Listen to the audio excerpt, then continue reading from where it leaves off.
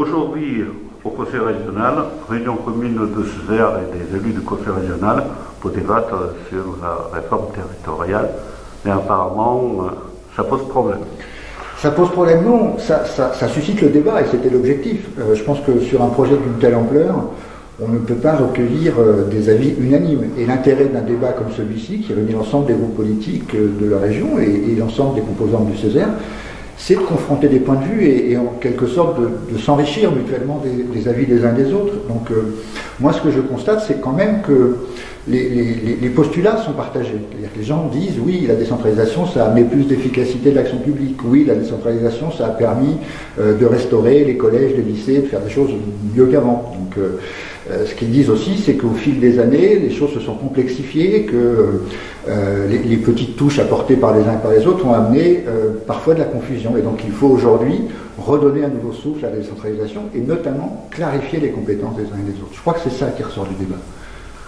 Oui, mais si demain le gouvernement décide de donner des nouvelles compétences à la région, avec quel argent vous allez gérer ces nouvelles compétences? Écoutez, voilà la question qui est posée. Oui, je pense que c'est pas tant en termes de volume d'argent. C'est-à-dire qu'aujourd'hui, les régions, elles ont des budgets, et bon an, mal an, c'est parfois difficile, mais enfin, bon, moi je suis aussi vice-président chargé des finances, je sais qu'on arrive à boucler les budgets. Donc la question, c'est pas le volume total de l'argent qui est confié aux régions, c'est plutôt l'origine des fonds. C'est-à-dire qu'aujourd'hui, les régions vivent avec 90% de fonds qui viennent de l'État sur lesquels nous n'avons pas d'autonomie fiscale.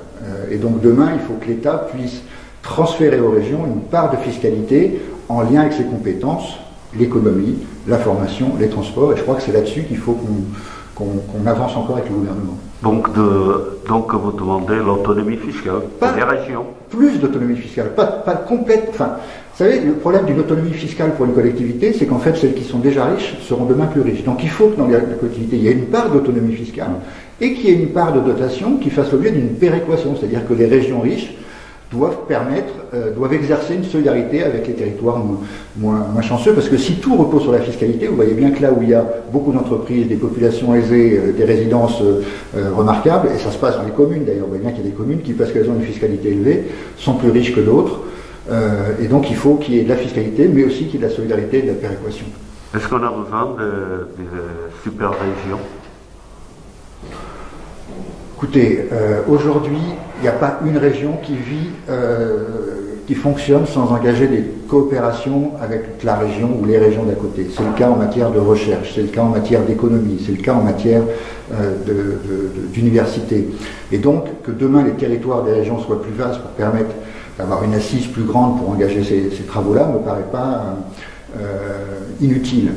Il faut qu'en même temps, et c'est ce qu'on disait dans le débat tout à l'heure, il faut qu'en même temps ça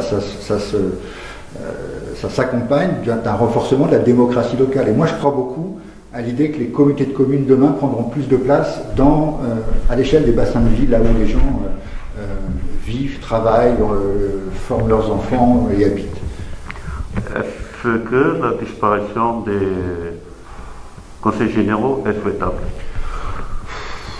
Là, enfin, je trouve que c'est très différent d'un département à l'autre, et notamment dans les départements très ruraux, je conçois qu'il puisse y avoir la nécessité de maintenir un département le temps ou parce qu'on ne peut pas constituer un réseau de communautés de communes suffisant.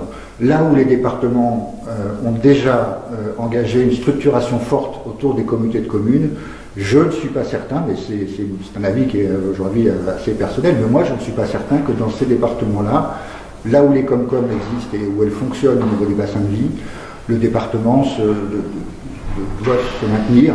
Une fédération ou un regroupement des intercos me semblerait être plus efficace.